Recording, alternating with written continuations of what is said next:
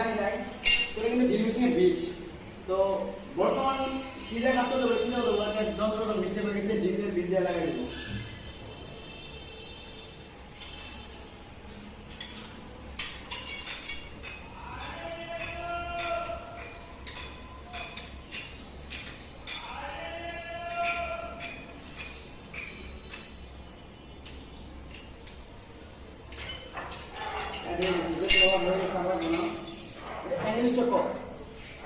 Push শাওয়ারের জন্য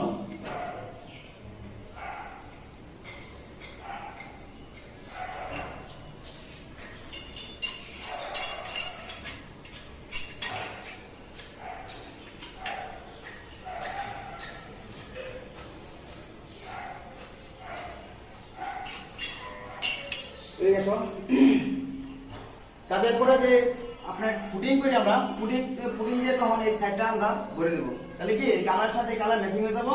তো আপনার এই জিনিসটা খারাপ দেখা যাবে না।